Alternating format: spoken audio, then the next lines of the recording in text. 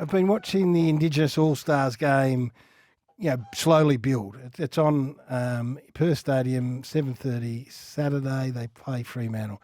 And the names that have committed, Carl Amon, Shea Bolton, Charlie Cameron, Jade Gresham, Bobby Hill, Brad Hill, Jason Horne-Francis. It's a really, really impressive list of players that have put their hand up and are desperate to get over and play. And I'm all for it. I think it's absolutely sensational. But what I think should happen is that they shouldn't be playing Fremantle on Saturday night. They should be playing a Western Australian state team on Saturday night. Why? Well, the more I thought about it, I'm thinking the attitude of these Indigenous players to this concept is similar to what it should be or has been in the past for our state of origin footy. And where's the knock on, the Indigenous All-Stars? Where's the knock of saying, our players are going to get injured, I don't want them playing in an exhibition game? How come no one's going to put their hand up for a state of origin game because, the players just don't want to do it? The state players clearly want to do it. The Indigenous players clearly want to do it. They're putting their hand up. Every single one of them is going. Isaac Rankin's going over. Cozzy Pickett's going to play. Tim Kelly, Ash Johnson, Joel Jeffrey, they're all playing. It's sensational. So now we just say, okay, they're going to play Western Australia on Saturday night. And if you don't want to play, if you're a Western Australian and you don't want to play, bad luck. We will put together a Western Australian state team. So if Nathan, I'm using Nathan Fyfe, he probably wouldn't get a game. But if he says, no, I don't want to play, that's okay. They could put together a fantastic Western Australian team to play these boys. And next year, the Indigenous All-Stars will play South Australia. And the year after that, they'll play Victoria. And the year after that, they'll play the rest of the competition. So once every 4 years, a Victorian State of Origin team will play. A South Australian State of Origin team will play. A Western Australian State of Origin team will play. And it gives you the chance to represent your team in the manner that we've always talked about. I think it's a genuine and legitimate way to bring it back. Okay. I agree with that. Will you get the support from the other clubs, though? That's the main kicker in all this. How can you not? Because they didn't support. I tell you how you can not, because they haven't supported state football in the past from a club perspective. I agree with you, but the hypocrisy of not supporting that concept when you're throwing everything behind the Indigenous All-Stars is stark. So what? On the one hand, this is just an example, right? Yep. Just an example. So they're going to say, Tim Kelly, West Coast are supporting Tim Kelly to play in the Indigenous All-Stars, a club clearly excited for him to play, but we're not going to let Harley Reid play for Victoria. That's hypocrisy. Yep. That is just blatant hypocrisy if that is the attitude that is taken by the clubs. Yeah. So no, I agree with that. I agree with that. And it's not – the thing is it would only happen once every 4 years. So it's not like you're asking Western Australia or South Australia or Victoria to play every single year. Once every 4 years, you're going to get a chance to be a state of origin Victorian, South Australian and West Australian player, and you're going to play against the Indigenous All-Stars at this time of the year every year. Okay, the other support group you need to get behind this would be the players themselves. Well, they would have to push hard for this to be part of the regular landscape of the game. That's right. So the Indigenous, and we know why the Indigenous boys do it. They've got a great sense of camaraderie and togetherness and the challenges that maybe they've all had to overcome to play footy. We've got to develop that. So someone from a Victorian point of view, Andrew Brayshaw needs to put his hand up and say, yeah, when it comes around, I'll play and I'll go out of my way to try and get Harley Reid to play and I'll try and get Nick Dacos to play and Harry Sheasel. There's enough players, Tim, that will say, yeah, I'll play. And if it's not for the Bont, he's at a stage in his career where he says, you know what, I don't really want to play, or it's, Pendle's probably too old. Yeah, but you know what I mean? That's okay. We'll say, don't worry about it. You guys don't have to play. But there'll be enough players who would say, put me in. Let me play for South Australia. Let me play for Western Australia. You're getting a lot of support from people out there. Give us a call if you wanted to and join in the conversation. It's an interesting concept. So at the moment...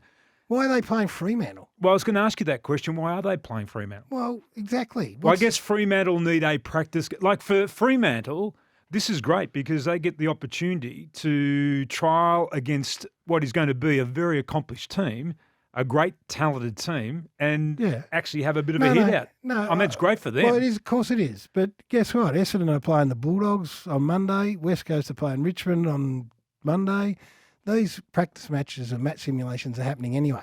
This is not a knock on Fremantle. It's got nothing to do with Fremantle. And you want to carve this idea out so that it is played each and every year at this time, though, too. If it is good enough to schedule this and have the full weight of the AFL throw their mighty weight behind this concept and have, I think, did I read where Goodwin and Sam Mitchell are going over to be assistant coaches for the Indigenous?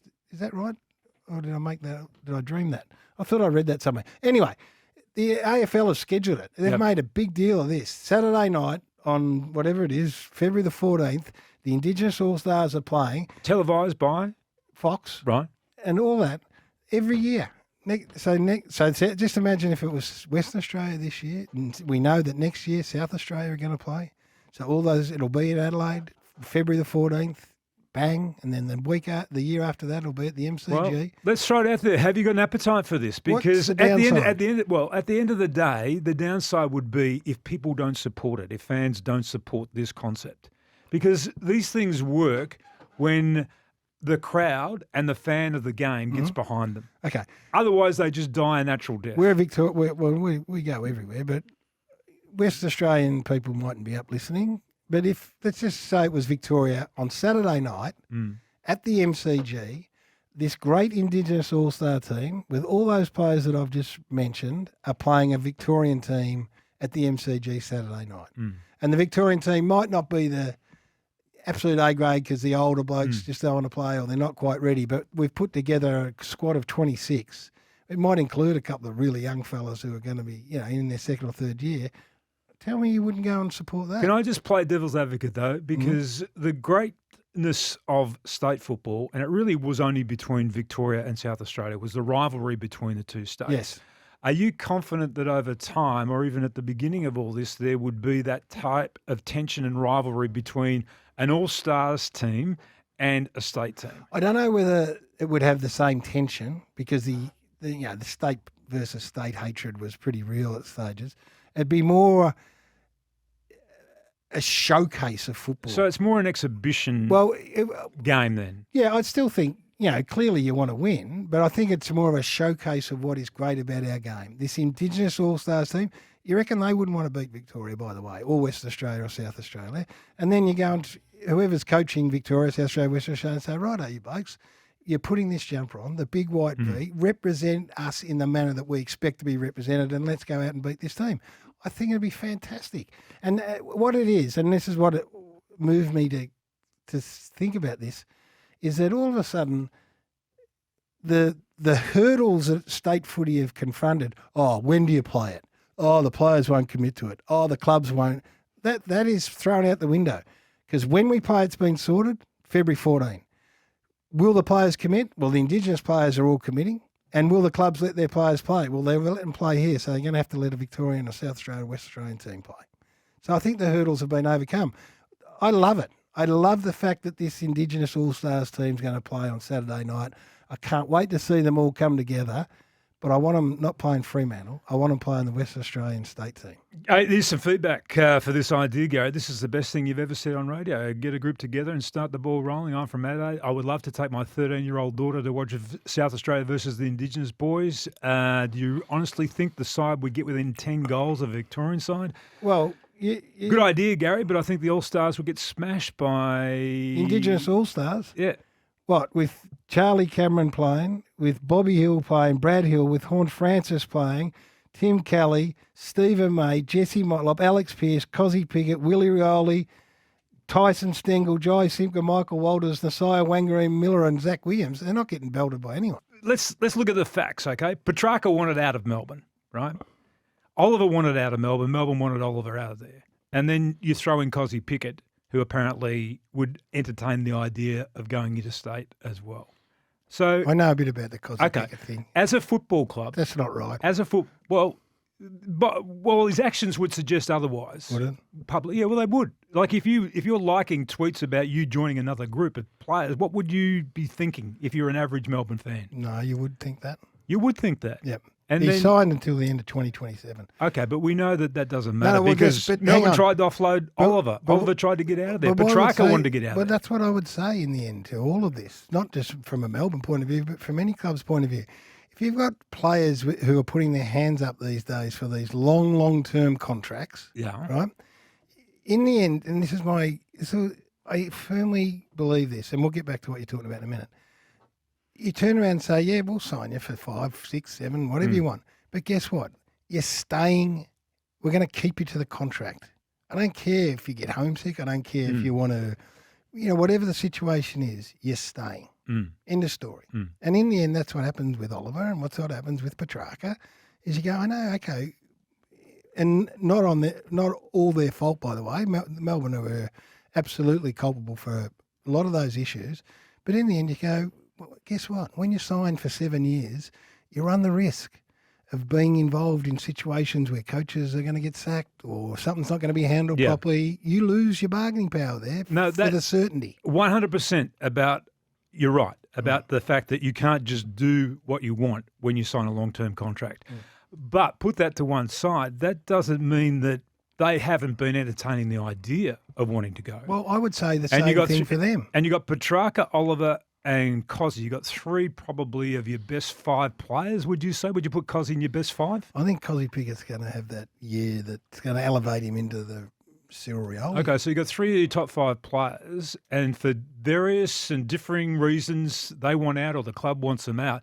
And then to sit down and listen to what Goody had to say, I don't think anybody that isn't a rusted-on Melbourne fan would be thinking that it's the happiest place or it's the most together place in the AFL landscape. No, I would understand that line of thinking. And I know why he has to, he has to go out and sell a message, right? I understand that bit. If you're the coach of a football team, him talking about, I love Oliver, and he might love Oliver. I'm not sure that he would love every part of Clayton Oliver and what he's put the club through. Yeah. I don't think that would be the case. But he has to sell a very positive message. Yeah. It's a PR exercise. That whole article is a PR exercise. Yeah. Well, I'm going to be careful here because I'll get accused. All I would say is this. All of those reservations you've had and Kane has had and all those things that you've just brought up are very true. What you then do is address it, don't you, in the off-season? Yep. And go, okay. And Ben Crowe has been absolutely at the forefront of this. And we know the work that Ben Crowe does. So I think what you're saying is all fair and reasonable, but things can change, can they not? Yeah, they can. So what you're saying about the inauthenticity of the footy club, or Kane was saying, is okay, that might be right, because I sat here and did an interview with Purdy and Goody, and I said to them, I don't believe what you're saying. I said at the time, I don't believe it. What they would now say, I would imagine, is, okay, we've addressed this in the summer. We've sat down and Ben Crowe has driven this. Now, what is yet to Can I just ask you, be determined is whether it makes any difference. How did Ben Crowe find his way in the middle of all this? Well, he got employed by the footy club. Right, to do exactly what he does. Right. And that is get to the core of the issues at clubs like Melbourne. Like that, please don't mistake me for thinking that things are great at Melbourne or have been great at Melbourne. They haven't been, and they've been a poor footy club. I think having read that article is what he's saying is that we've spent a lot of time in the summer months doing what you should be doing, trying to get to the core of the issues with Clayton, get to the core of the issues with Christian, work that through, driven by a guy who's had great success in that field, and that in his mind they've taken great strides. What we as a football public need to see is, okay, well, you're talking, let's see the action. Yeah. And they talked last time and the actions didn't back it up. So That's right. I understand that people would be suspicious or not believing. And the great watch for me with Melbourne will be if they get themselves into a difficult position at some early stage of the year and they're not winning games of football, how does what they've been through in the off-season, how does that play out in the minds of those players? But that is exactly what minds of the other players who have watched on and have been disappointed in the actions of some of those players and maybe what they've perceived to be their lack of commitment to the cause. I think that's 100% fair. So they are on notice. They're on notice. Okay, so we're in agreement that what will... No, but we are. It's about the actions of Christian Petrarca. It's about the actions of Clayton Oliver and to a lesser extent, Cozzy Pickett. Maybe I'm more hopeful because it's my team. But what I'm saying is just on the back of the article. That's all I'm saying. So I think what I didn't hear Kane, but what Kane is saying that he's read the article and it's inauthentic. I don't think in his mind Goody's been inauthentic. I think he's saying, hey, what we have done is addressed it. I think one of the comments was, "There's no good doing a time trial until we deal with all the shit that's been going on," basically. Mm. And so that's what they think they've done. That's what the coach thinks he's done in conjunction with his players. Now it's for the rest of us to sit down to see what sort of impact that's had. And if you're a non-believer, I don't blame you. They're a watch. Yeah, well, if you're a non-believer, I don't blame right, you. That's but- what I'm saying. I'm a Yeah. hopeful believer. Yeah, I know, and you're invested. Yeah. You've got an emotional investment. I get that. But if you're on the outside of the Melbourne Football Club and you don't have an emotional investment in it, then you're looking and you're thinking, okay, Yeah. this, in my mind, can go Yep. in two different directions. No, that's fair. And I've got no problem with that. there may be a tipping point. It may not be much of a tipping point for it to go in one direction either. I've got no problem with that at all. I was going to ask you, and we'll get back to it because we're coming up to 7:30 news. I can't get my head. I was away. What is this business about Ken Hinkley and Josh Carr? Tell me what's happening there. Well, there's apparently a Kirribilli type agreement that has happened in the background, and that is that Carr will take over from Hinkley. When? Hinkley's aware of this at the end of this year. I think it has been written that there's going to be an announcement. There's been no announcement at this stage, but he will be part of the coaching succession plan. So Ken Hinkley will coach this year. And that's it for Ken. And then, because he's at the end of his Well, and contract. they're going to tell us that, are they? Well, apparently. When? Well, that's what we're waiting to find out. How's- I think some journalists may have jumped the gun and maybe Port have decided that they're not going to tell everybody just yet. It's a recipe for disaster, isn't it? It was Ken Hinkley coaches them, and they're 18-2. Well, he's out still. That's the point. He's going to get the arse. No, his contract will end. Right. He's agreed. He may have come to the end of it like John Longmire did. Oh, okay. So And he's said, in okay, I've decided, I've got one more year. So I've got the energy for this job for one more year, and that will do me. I want to play this out. I want to make sure that Josh, in the final year of my coaching, I give him more and more responsibility. He takes over the reins, and then by the end of the year, I'm stepping aside, and he's going to step into the So job. if he's on board with it wholeheartedly and not drag kicking and screaming. Well, that's my understanding that he would have to be on board with it. Maybe What? he's not like begrudgingly or Well, I don't know. was if it's, Mick on board I don't with know it? if it's going to be a Mick Malthouse, Nathan Buckley type Well, he situation was where said the to be club on board. believe he's on board, but he's not necessarily on board.